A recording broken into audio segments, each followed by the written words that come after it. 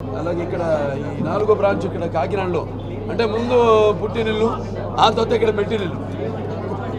మా మామగారిది ఇక్కడే కాకినాడ అంతే కదండి. మహిళలకి ఇలా మెట్టినిల్లు, మగవాళ్ళు ముందు మెట్టినిల్లు.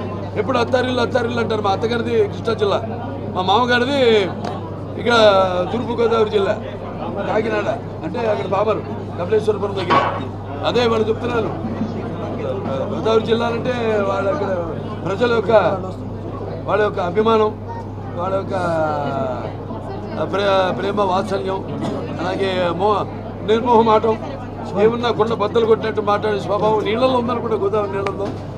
అలాగే వెటకారం అదే ఇక్కడ పుట్టుంటుంది వెటకారం అన్న పదానికి అర్థం. ఎంత మా మామగారు ఆయన ఉన్నప్పుడు కూడా ఎంతో ఇప్పటికీ ఇక్కడికి వెళ్ళా మనం కట్టడి చూపిస్తున్న అభిమానానికి ఎంతో నా కృతజ్ఞతలు తెలియజేసుకుంటున్నాను. వచ్చి చాలా రోజులైంది ఇటు ప్రాంతానికి, ఇక్కడికి కాకినాడ పట్టణానికి. మనవరు మా గురువు గారు ఏదో వాళ్ళ అమ్మాయి గారి అబ్బాయి రిసెప్షన్ కానీ కొత్తపేట వెళ్ళడం జరిగింది. సో ఇవాళ ఇక్కడికి రావడం కాకినాడకి చాలా ఏళ్ళ తర్వాత అన్ని పాత రోజులన్నీ గుర్తొస్తుంటాయి. అప్పుడు మొదటి ఎన్నికలు నేనేమో కొత్త పెళ్లి కొడుకుని ఏదో వచ్చాము మామగారింటికంటే ఏకంగా ప్రచారానికి కాకతాళీయంగా యాదృచ్ఛికంగా వెళ్ళడం జరిగింది. స్టేట్ హైయెస్ట్ మెజారిటీ కొట్టాము 82లో 45,000 మెజారిటీతో. నాడు బీబీసీలో కూడా కో కెనడా అని, ఎందుకంటే మనకి ఇండస్ వ్యాలీ సివిలైజేషన్ మ్యాప్లో చూస్తే కో కెనడా అని ఉంటుంది. ఆ బ్రిటిష్ వాళ్ళకి నోటు తెరక్క కో కెనడా అని లేకపోతే రకరకాల పేర్లతో ఒక్కొక్క ఎలాగైతే కాలజ్ఞానం అప్పుడు బ్రహ్మంగారు కానివ్వండి, నాస్ట్రాడామస్ వాళ్ళందరూ కూడా పేర్లు తర్జుమా చేసి అదొక వేరే కథ అనుకోండి. అది అసలు పేర్లు పెడితే వాళ్ళకి ప్రాణానికి ముప్పని దాన్ని తర్జుమా చేసి అలా చేస్తే ఇక్కడేమో భాష రాకింది మంచి కోకానడా అని. సో అలాగే ఇక్కడ ఎన్నో ప్రశస్తమైన గుళ్ళు ఉన్నాయి జిల్లాలో, ఉభయ గోదావరి జిల్లాలో, పంచనామాలు ఇవన్నీ అసలు. అలాగే ముఖ్యంగా వేద పాఠశాలలు, వేద పండితులుకి పుట్టిన ఇల్లు తూర్పుగోదావరి జిల్లా, ఉభయ గోదావరి జిల్లాలో. సరే ఈరోజు నా మీద చేతుల మీదతో ప్రారంభించడం, నా మీద నమ్మకంతో, నా స్వస్థాలతో ఒక కుటుంబ సభ్యుల్లాగా ఈనాడు అందరం కలిసిపోవడం జరిగింది.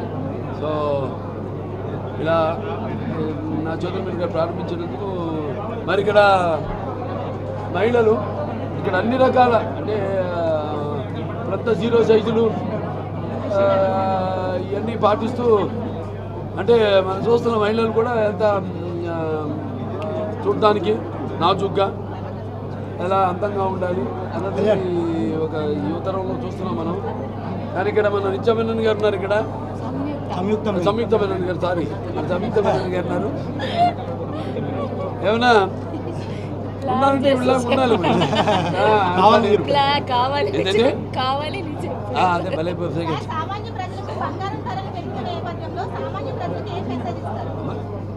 బంగారం ఇప్పుడు మరి దేశపు ఆర్థిక పరిస్థితిని బట్టి ఉంటుందమ్మా.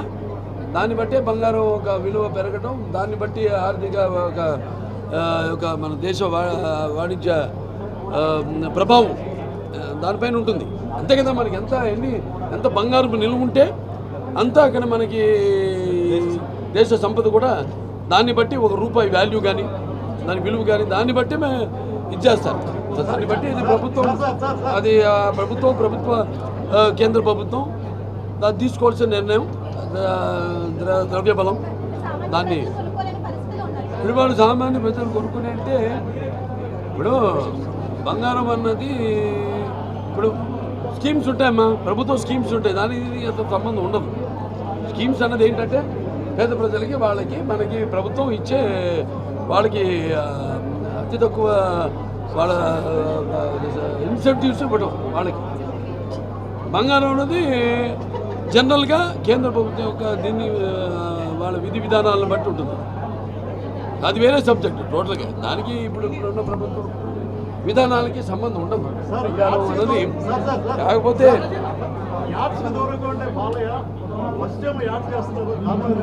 అయ్యో ఇందుకు వెళ్ళడం అందులేడు, అందు వెతికినా అందందుకు వెళ్ళడాయా. ఎక్కడ ఉన్నాను నేను, అడుగు పెట్టానా దానితో చూస్తాను. ఏదైనా దేంట్లైనా అన్స్టాపబులే. దేంట్లైనా అన్స్టాపబులే. మనం అనుకున్నారా? ఎవరు ఊహించలా.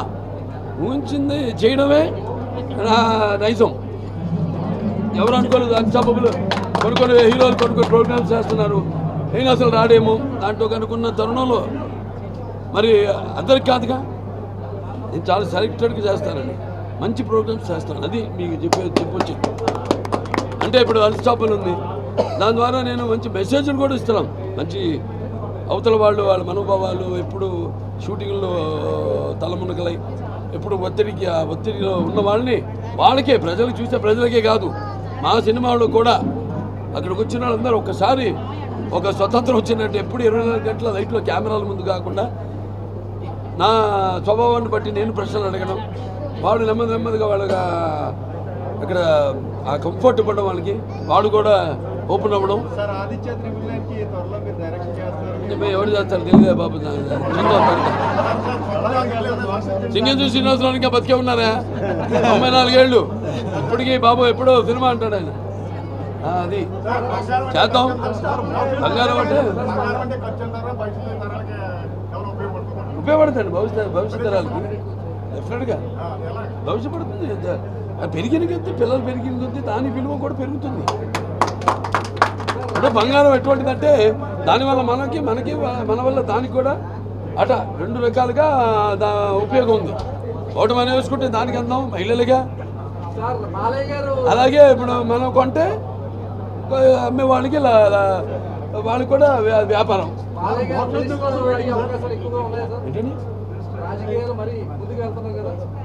మీరేంటి రాజకీయాల్లో మీరు తీగలట్టడానికి ట్రై చేస్తున్నారు? టొంక కదలదు వచ్చిన నేను సందర్భం మీరు చెప్పాక చాలా తక్కువ మంది. అమ్మా మళ్ళీ దొరికినారా? ఏదైనా చాలా సంతోష పాత రోజులన్నీ మళ్ళీ గుర్తు చేసుకోవడం అంటే అది మనిషికి ఆయుష్ని అలాగే సత్సంబంధాలని మళ్ళీ పొందుపరిచి దాన్ని బలపరిచినట్టే. ఇప్పుడు మా మామగారు దేవరపల్లి సూర్యారావు గారు ఇక్కడే అదే సీతాపతిరావు స్ట్రీట్ టెలిఫోన్ భవన్ ఎదురుగా బాగా గుర్తుంది మా గన్ని ఇక్కడ. అలాగే కడియపులంక అందమైన ప్రకృతి, కడియపులంక అందమైన నర్సరీలు ఉన్నాయి, బ్రహ్మాండమైన మారుడు మిల్లు ఉంది. ఈ పిల్ల అసలు షూటింగ్ అయినా కూడా కదలట్లేదు అక్కడి నుంచి. నిన్న మారుడు మిల్లు ఉండి మళ్ళీ ఇప్పుడు ఇక్కడికి వచ్చి మళ్ళీ ఇప్పుడు మారుడు మిల్లు.